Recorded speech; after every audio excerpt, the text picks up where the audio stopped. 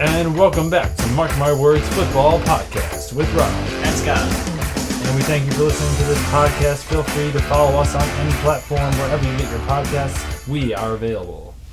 And we are starting off this week by recapping the NFC Championship game between the San Francisco 49ers and the Philadelphia Eagles, in which the Eagles easily took home the victory 31-7 over the 49ers, who saw quite a few injuries in this game.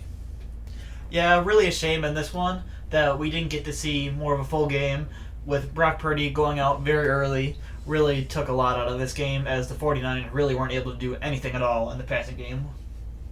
Yes. I mean, but what can you expect from Josh Johnson when you're on your fourth quarterback of the year? I mean, you really can't expect anything. But to get this far with Brock Purdy, with your third-string quarterback, who you picked in the 7th round, really is incredible in and of itself. So, I mean, for that, I feel like I have to give the 49ers a big round of applause for how they were able to continue their success this season. Yes, and I agree with that. And when Brock Purdy got hurt, the offense was completely stagnant. They were unable to really use any of their playmakers properly, like McCaffrey and Samuel, and just the dual threat that everybody has was just kind of taken away, and they just looked like a team that just lost their identity. Yeah, but talk about again, be able to keep that with Purdy is really incredible. So, and really good season for him. I think he really unlocked a part of that offense, it seems like, that Garoppolo never did.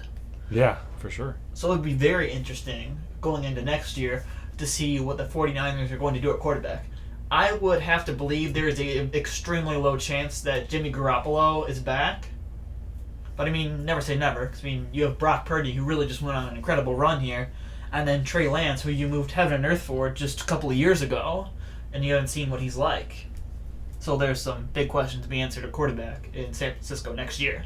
Yes, and without this injury, if Brock Purdy doesn't get hurt, I don't really think there's too much of a question of quarterback, or at least going into the preseason. I think Brock Purdy is probably QB1, and Lance has to work to earn that spot back from Purdy. But now I think it's probably like an open competition, because we don't know what type of surgery Purdy's going to have, and we don't know how he's going to recover from it and how he's going to look. So it's definitely going to be interesting to see what they're going to do. And are they going to keep Garoppolo somehow? Because maybe Purdy isn't healthy. Maybe they're still not sure about Lance. So if that is the case, then they really don't have anybody unless they keep Garoppolo. Yeah, that's true. And which seems incredibly weird, because the reason they drafted Lance was to move on from Garoppolo. Yeah, and I believe that they've seen more from Purdy than they got from Garoppolo. Definitely. I was really excited how Purdy looked, and I think they were on their way to going to the Super Bowl. But, of course, injuries can really just mess up a player's career. Hopefully it does not in this case, though. Yeah, absolutely. But for the Eagles, I don't know if I really saw anything from them in this game that particularly impressed me, but it was mostly just due to the fact that really nothing they could have done would have impressed me too much, just because the nature of the 49ers. I mean, they took care of business, and that was really all they needed to do. Yeah, it wasn't like they even kept it close. And the fact they're like, wow, they kept it a lot closer than they should have. I mean, they ran away with it all day long, but looked really unimpressive throughout. Yes. And really kind of had their worst offensive game, at least passing-wise, in a while. This was actually the least amount of throws that Jalen Hurts attempted this year. Yeah, and the 49ers defense kept them at bay for a while there until the Eagles just kind of pulled away a little bit, but it really felt like they were not going anywhere fast on offense. Yeah. To go a little bit more into Hurts, this was actually also his lowest yards per attempt and average yards per attempt of the season at 4.84 for him, for each stat, which was interesting, I guess. So maybe the passing game was pretty weak today, or for this game for Philadelphia, and although they did have 148 rushing yards here, it ended up being 3.3 yards a carry, which is not quite ideal, but then again, that's basically what they had to do just to bleed the clock out in this game, because it was so far to reach, and really don't want Hurts being touched as well. Yeah, I think that was mainly why the stats are the way they are, is because they see what's happening with the Niners, and they just see how much they're struggling on offense, and they already have a lead at this point. They don't really want to. They feel like it's just in their best interest to just keep it on the ground As long as we keep that clock rolling, the 49ers have no passing game. So if the 49ers are going to come back, they're going to have to run it, and there's just simply not enough time in the game for that. I think that was kind of their strategy here. Yeah. So I feel like I'm kind of in a hard place about what I want to do with the Eagles, what I really think of them. Right, because they didn't face a great team in the Giants in the first round, and the Giants just kind of fell flat. But I also feel like they put on a really good showing against the Giants. Like, that made me confident in their offensive ability again. So I don't know quite where I want to place them in terms of like offensive ability going into the Super Bowl. True, they did. I feel like the playoffs for them have been what the regular season has been, in that they look like a really good team, but the competition that they have faced, it leaves you with questions because it's not really indicative to them as an elite team, the teams that they have beaten so far. Well, to be on a different point as well, they have blown out those teams in those games. Whereas you look at Kansas City, who I brought up last week and before as well, the Kansas City played really close games with teams like Houston and Denver this year. Yeah, I mean, I'm going to kind of like pop a balloon here, burst a bubble, so to speak, and then I really don't buy the whole blowing out bad teams makes you a better team. Like, I don't really buy that. Like, this is the NFL. Teams are going to be competitive. As long as you win, like, by a mile or an inch, doesn't really matter to me. Like, the Chiefs have been known to play down to their opponent and still come out with the win. That's the important thing, is that you still come out with the win. And to me, that it doesn't really signify that you're a good team if you are able to blow out a bad team. I disagree on that, because I feel like it means more, like, it's more indicative of future outcomes based on how you won or lost, not if you won or lost. Yeah, I agree to a certain extent, but in the sense that for me it's the versatility in ways that you win rather than the score that you win by, because playoff football is rarely going to be blowout games anyway, so getting out the close wins maybe is even more important than blowing out a team. Right, because you're never going to be facing those teams that you're going to likely blow out. Yeah, but I guess that's true, but I mean, my point was going more back towards the regular season, in fact, for the Chiefs. But I think we'll end up touching on this point again in the near future. Yes. Well, yeah. I guess end of the day is we didn't really learn anything new from the Eagles out of this game, but we both still think they're obviously a very good team. You have to be to get to the Super Bowl. Yeah. But both a little bit unsure about how like truly elite they actually are. And I think we'll dig into the Eagles a lot more next week when we do our Super Bowl preview. Yes, definitely. All right, and with that leads us into the AFC Championship game, which was a lot closer and a lot more exciting here, as the Chiefs barely edged the Bengals on a game-winning field goal from Harrison Butker, winning 23-20. A lot of crazy things happening at the end of the game there with the penalty, although to be honest, it felt like the Chiefs were going to score anyway. But takeaways from this extremely exciting game. Well, there's a lot of takeaways from this one. Though I guess I was quite off the mark going to this one. Like, the further towards this game we got in the week, the more confidence that I grew in the Bengals, and then the fact that I thought the Chiefs were going to fall flat in this one, and that really did not happen. So for that, I feel like I want to give the Chiefs some credit on that offense. I mean, Mahomes was limping around after many of the plays, but still managed to get 320 yards passing. So, I mean, that's very impressive in and of itself. But I feel like I'm also more impressed by the Kansas City defense for keeping the Bengals at bay all game long. Chris Jones. Right. Because in this one, I mean, the Bengals continued their running game woes. I mean, Mixon only had 2.8 yards per carry in this one, and the team total was 4.1. So that would rank very low in terms of team rankings throughout the season. Yeah, with the duo like P. Ryan and Mixon, they've been pretty disappointing, I feel like. Yeah, they ended up being 29th in yards per carry this year, 3.9. And then Burrow as well had his worst QBR and worst average yards per attempt since week 1. Seeing that, I feel like says a lot about how they were able to hold him in check this game. And was very interesting compared to how much offensive firepower they showed versus Buffalo in the divisional round. Yeah. So like that really has got me like in my mind in knots here about what to think of the Bengals, because it went from in like the wild card with the Ravens.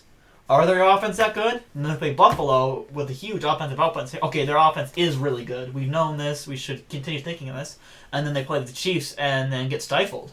Right, and that's just, I don't know. And to be honest, so I picked the Bengals on air, but as the week progressed, I reconsidered. I texted Scott that I'm going to change it to the Chiefs. He can verify that. Yep. And the reason was I thought about it, and a couple weeks before, I was like, I thought about where my mind was, and I thought that I was kind of losing my confidence in Buffalo. And then I thought, well, maybe the Bengals game wasn't that impressive. Maybe it was just Buffalo was going to lose that game. I just felt like no matter who they were facing, it just felt like that to me. And maybe the Bengals were getting they're feeling themselves a little too much with the whole Burrowhead thing, the trash talk, the mayor was getting involved. It just felt off to me. And then I just thought about how good Patrick Mahomes has been in the playoffs. Highest passer rating of any player in the playoffs. The playoff record is just unparalleled. 5 straight championships. And that led me to change my pick. And to me, the Chiefs, I'm surprised that I have this much confidence in them. Because as you know, I'm an extreme supporter of the run game. And the Chiefs have very little running game. It's almost all dependent on Mahomes. 2.1 yards per carry in this game. Yes. And to me, I just have there's no player in the league that I trust more to produce on offense than Patrick Mahomes. I am generally expecting him to do well every single game, and when he doesn't do well, I'm genuinely surprised. Yeah. And another thing that I've actually found really interesting after this game had gone by, as it felt like fairly close through it, did it not? Yeah, it did. It was back and forth. Well, the post-game win expectancy is actually 90% for the Chiefs. Really? Wow. Yeah, they had a better passing DVOA, better overall defensive DVOA, better special teams DVOA, more plays and fewer penalties. This coming via Aaron Schatz on Twitter. And winning the turnover battle as well. Yes. I mean, that was absolutely huge. That was, yeah. For the Chiefs in this one, Burrow having 2 interceptions. And I also had one other very interesting stat I found here. So in every game that the Bengals gave up 5 sacks or more this year, they lost. Oh, wow. Yep.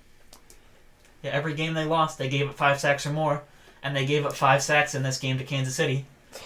The trouble of the offensive line strikes again. Last year, they were able to overcome it and get to the Super Bowl. This year, not so much. And 2 of their guards were hurt for this game. Yeah, I mean, that was something that we thought might be their demise versus Buffalo that seemed to almost be their strength that game. Yeah.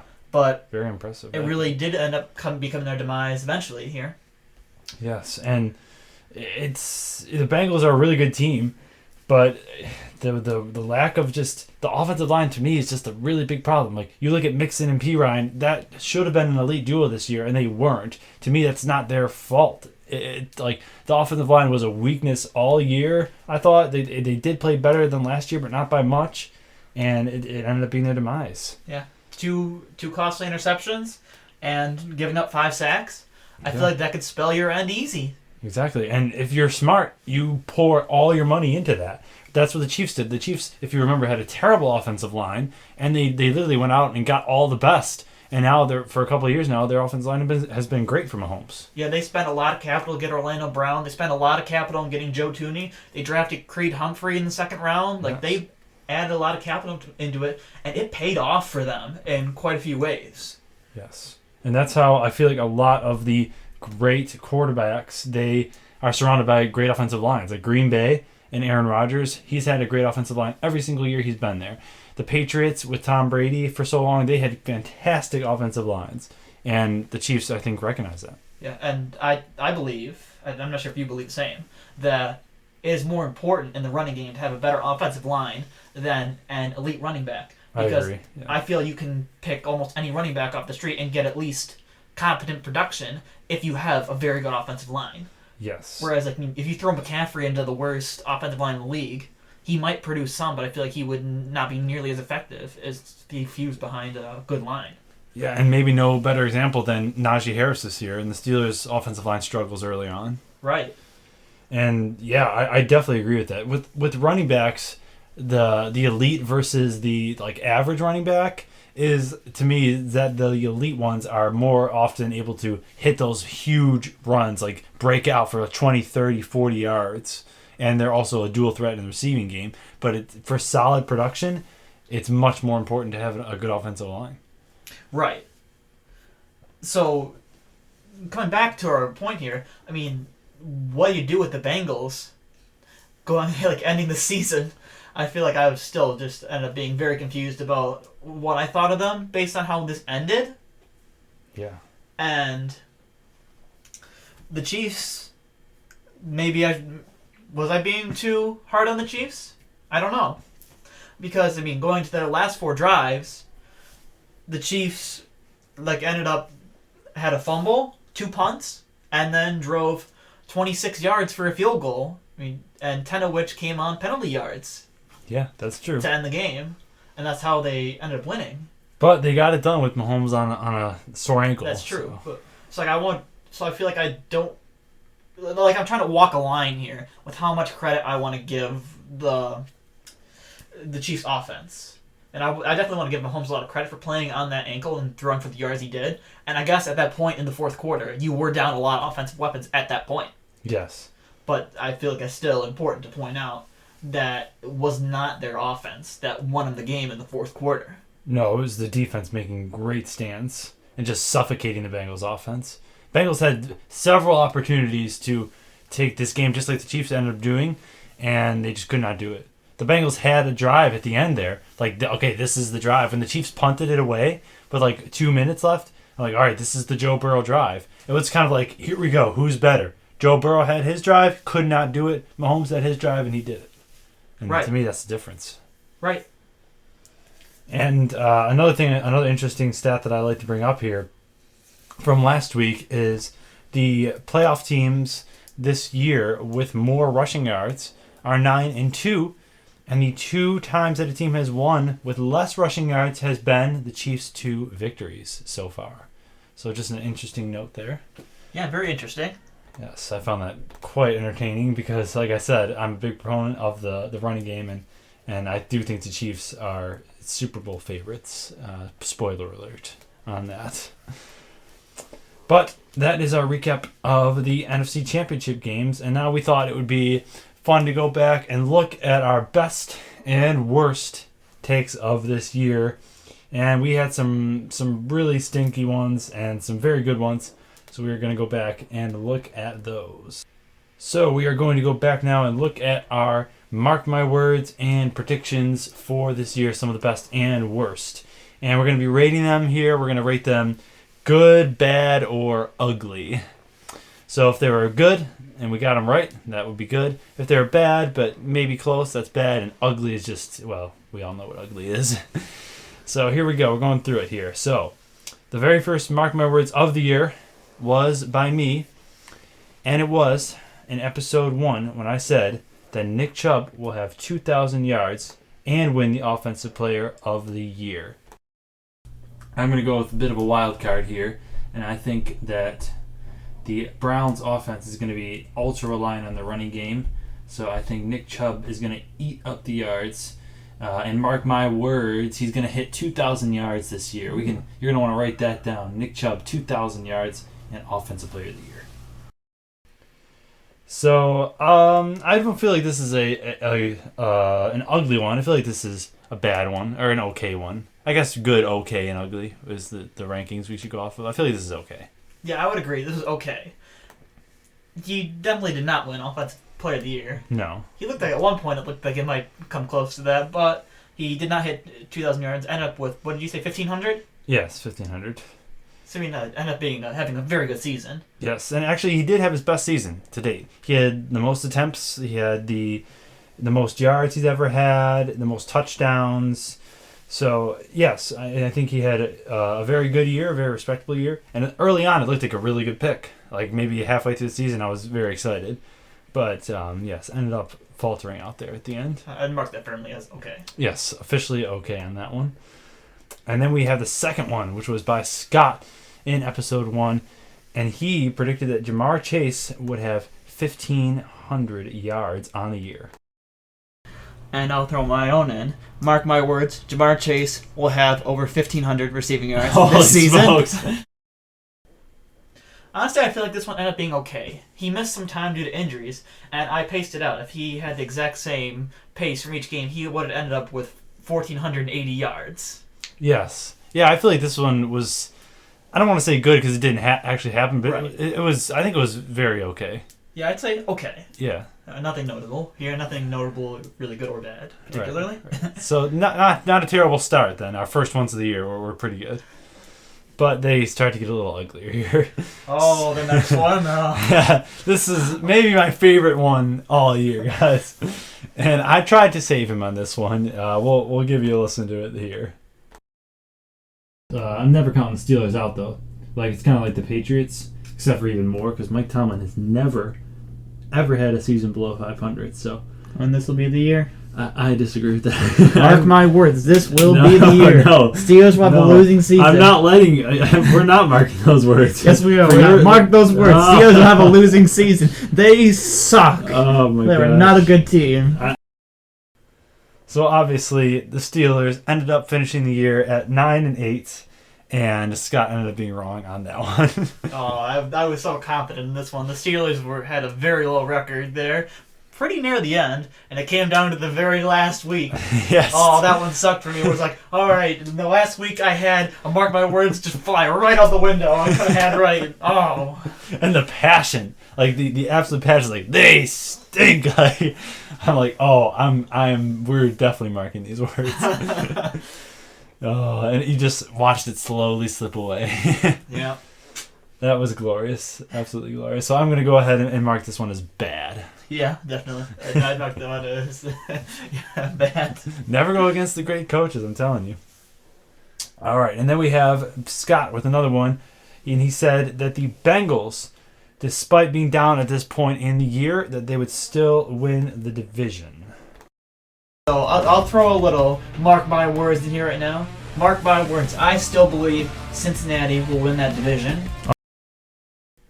This one probably ended up being my best take of the year. At the time, the Bengals were 0-2 and looked very bad to start the year. There was a lot of people really coming down on them for saying they weren't very good. I held strong to my pick, and this one ended up being pretty good for me. Yes, it was very good. 0-2, they looked really bad at this point. And to start the year, I was already a little bit low on the Bengals just because I thought their playoff run was like a little bit like fluky almost with the opponents they faced. So going into the year, I was already like kind of like, I don't know how I feel about Cincinnati. And then they lost those 2 games. I'm like, yep, I was right. Like, they're not going to be good. And then you were bold enough to predict them to the division, and you were right. So I'm definitely going to officially mark this one as good. Yep, good. All right, and then we have another one by Scott. Oh, this one was a stinker. And he said that by the end of the season, the Buccaneers will win the division and be considered elite. So a lot of people have been considering how good the Bucs even are. But I do have one thing to end this. I'll mark my words here. Mark my words. Mark my words, here it comes. By the end of the season, Tampa Bay will not have only won their division, but be considered elite. Yeah, so obviously this one came in after week 7. They were 3-4, but I had some confidence in this team that Tom Brady could turn it around. Obviously did not happen at all, going 5-5 the rest of the way to be bounced in the playoffs in the wild card round. Yes. And win a very weak division. They did win the division. They had a winning record. No, they had a losing record, right? Yeah, they won at 8-9. Yeah. So, by no means were they elite. So, No I'm going to say this is bad, I would say. Yeah, very bad. Yeah. And I think in the same episode, I had marked my words. And it concerned the Atlanta Falcons. And I said that the Atlanta Falcons would win their division. Falcons, I was not high on to begin the year. And they have shown me that they can be a really explosive team on offense. If they clean some things up on the defense, I think they're more than good enough to be in the playoffs in the NFC. The division's weak. Tom Brady and the Bucs are not looking good. So mark my words, the Atlanta Falcons will win the NFC South. So obviously this one was awful. So at the time, the Falcons had just come off a really exciting overtime victory against the Panthers. They're 4-4 and actually leading the division. And they're just a really exciting team to watch. So I saw the Bucs were struggling, and I marked my words they would win the division. They proceeded to go 1-6, and then they won their final 2 games, which were kind of like garbage time games. So this was horrible. Yeah, we'll mark that one under bad for sure. Yeah, awful. All right, and then Scott, you had one, and it was the Seattle Seahawks will miss the playoffs. So, I got a little something here. A little mark my words for my own this week. All right, pay attention, guys. We're marking this. Mark my words. The Seattle Seahawks will not make the playoffs this year. Oh! I believe at the time when I made this, they had just been coming off a pretty hot streak, and a lot of people were fairly high on Geno Smith in this team, but I was lower on them, and they actually ended up not doing very well down the stretch and just sneaking in by the hair of a Lions win in Week 18. Yeah, I think this one was... I would say it's good. I mean, although it was, and they missed the playoffs? Yeah, and they ended up making it. So I'd say it's okay. Yeah, I guess that one marks under okay. It came really close to being great. Yeah. It almost kind of held up to what I thought would happen. Yeah. Just one game off. Right, they looked how you thought they would look. They didn't make it, but they looked how you thought they would, I feel like. Right. And pretty soon after that, they did start to decline, like right on cue. Because I believe I said, I thought they weren't, I didn't say that because they were bad. I thought that because they would get lapped by other teams. Yes. And you were almost right. If the Packers could have pulled out a win there, you would have been right. And then you had another one with Scott had a lot more than me, if you're noticing. So he had the Miami Dolphins will win at least one playoff game. And here was the clip. That's Tua Tagovailoa's comeback and just absolute dominance at wide receiver we've seen from Tyreek Hill on pace to set NFL record, along with Jalen Waddle being top 5 NFL receiving yards. Mark my words. The Miami Dolphins will win at least one playoff game this year. Whew, that ended up being another pretty bad one for me there. At this time, I believe the Dolphins were 6-3 and riding pretty high. They had getting a lot of love in the media, but managed to go 3-5 after this point and getting beaten in the wild card round by the Bills. Yeah, I mean, they did make it, and with the third string, they kept it close. But I feel like the fact you said it's like at least one, like implying that, they're going to go pretty far, at least one. So I would say this may be bad. Is it bad? Yeah. All right, and then we have another Scott, mark my words, that the Titans will lose by 20-plus points in the wild card round. So mark my words, the Tennessee Titans will win their division and will lose by over 20 points in the wild card round. I'm not sure what I should do with this one. The Titans were actually 7-3 when I made this prediction, and the wild card round part actually never ended up being a part of it. So do I consider this good because they didn't even get to that point? I mean, at this point, we thought they were going to absolutely walk to this division because nobody was even close to them when this prediction was made. Yeah, I think this is good because missing the playoffs altogether is worse than losing by 20-plus in the first round. Yeah. So I think this is good. They'd only won one more game. It was the very next week after I'd said this. Yes. And they would have been facing the Chargers if they had won that last game. So maybe they would have lost by 20. I guess we'll never know. Yeah, we'll never know. But I think that's a good one. Yeah, I was up to say it's good enough. All right, and now the last two. These are pretty juicy here. It's was. They are intertwined, I guess. Yeah, one was actually by both of us. Yes. So you said that Jacksonville will win more than one of the last 4 games, and then I said that they will win less than 2 of the last 4 games, and here are those. Is it like they're going to win like one more game all year? They're going to be like 6-11. Really? So you want to bet me that they're not going to win more than one game? I will bet you they win more than one game. You think they're going to win more than one? They're going to beat like the Jets or the Cowboys, you're saying? Yeah, bet you $5 right now. $5. $5 right now they win more than one game. Okay, well, wait. Caveat is, in the last week against the Titans, if the Titans have nothing to play for and they're just kind of, like, that doesn't count, even if they win that. I'll take that. All right, let's do it. $5. $5. Let's go. This one was a lot of fun to hear play out, and I guess a pretty good take on my part. But even I didn't really think they would have done as good as they did. This was going into the week that they won that Dallas game, which was very surprising. Yes. And then taking on the Jets as well. I mean, with Zach Wilson, but at the time we thought they would have a better quarterback in than that. But I still had a lot of fun with this one. This was our first live bet here on the show, actually. Yes, with money, yes. And I should learn not to bet. It seems whenever I bet, I lose. Although it's usually on the Packers. But, after they beat the Cowboys, I knew I was screwed because I see the Jets coming up and it's Zach Wilson. I'm like, crud. But, Jags ended up being pretty exciting overall. So, mine was awful. That was bad. And yours was good, I'm going to say. Yeah, I would agree with that. Yeah.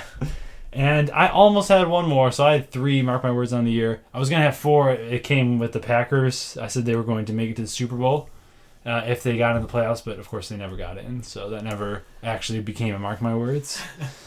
But I feel like that would have been a good one, because I still feel like they would have made it, but alas. And, we hope you had some fun listening to our clips here. Yes, as we look back on the year, it was definitely a crazy regular season, a crazy playoffs. And we're just looking forward to the Super Bowl at this point. It's whatever is going to happen, and nobody's going to expect that. I think we have learned this year. I think I agree with that. And, so next week we're going to be giving you more in-depth predictions and just overall discussion on the Super Bowl, as well as maybe a look more into our overall season predictions, record predictions, and awards and such. And we hope to have some more fun things for you next week. Yes. So we look forward to that, and we thank you for listening to this episode of Mark My Words Football Podcast with Rob And Scott. And with that, we are tuning